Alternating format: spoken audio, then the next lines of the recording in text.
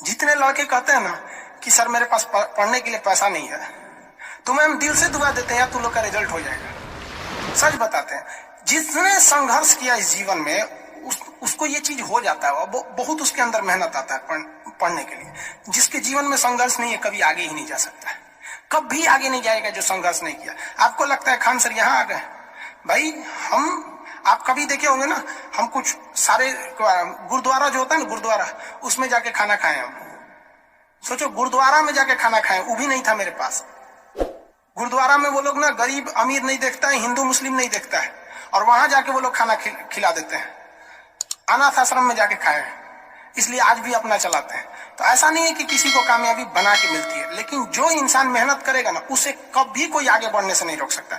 पढ़ाई से मुंह मत मोड़िएगा, समस्याएं आती रहेंगी जाती रहेंगी, आप पे लोग हंसेंगे। याद रखिएगा मेरी बात, जिस पर ये जग हंसा है उसने इतिहास रचा है। हमारे रिलेशन में बहुत से लोग कहते थे कि का ये लड़कवा को पढ़ा रही है, क्या करेगा, पढ़ के कोई राजा महाराजा हो जाता है। एक भेजिए कहीं काम करने के लिए, सऊदी उदी भेज दीजिए। मुस्लिम लोग तो ज्यादातर सऊदी चल जाते हैं, लेकिन मम्मी मेरी नहीं, मम्मी को पथरी था फिर भी नहीं पढ़ा। कहती नहीं बहू तुम पढ़ो ही पढ़ो। आज तो मन नहीं करता उन लोगों से बात करने का, और कहते हैं कि देखो पढ़ाई का मतलब क्या होता है।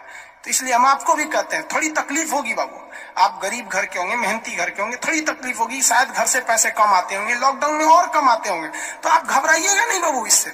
लॉकडाउन में यदि आपको तकलीफ बढ़ी है तो आप मेरी बात मानिए, आप खुश हो जाइए, बहुत ज्यादा खुश। रीजन समझिए, रेस में जब घोड़ा दौड़ता है ना, तो घोड़े के पीठ पर बैठा हुआ उस घोड़े का मालिक उसे चाबुक से घोड़े को बहुत मारता है, बहुत मारता है। घोड़ा को दर्द होता है, वो सोचता है कि मेरा मालिक हमको तकलीफ क्यों दे रहा है। उस घोड़े को पता ही नहीं है यार तुम्हारा मालिक तुम्हें जिताना चाहता है। उस चाबुक के डर से वो घोड़ा दौड़ता है और लास्ट में वही घोड़ा जीत जाता है।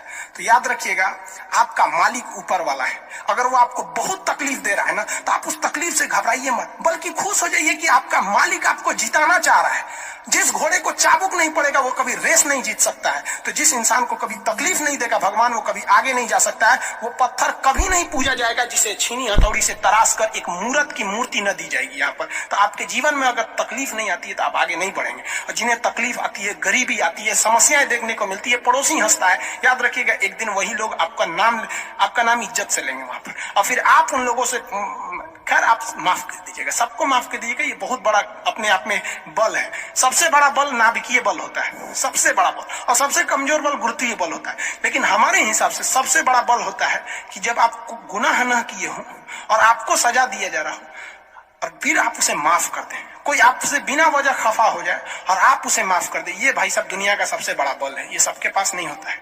अगर ये बल आ गया ना तो फिर आप बहुत आगे जाए। इसलिए तकलीफ नहीं हो जाएगा, बहुत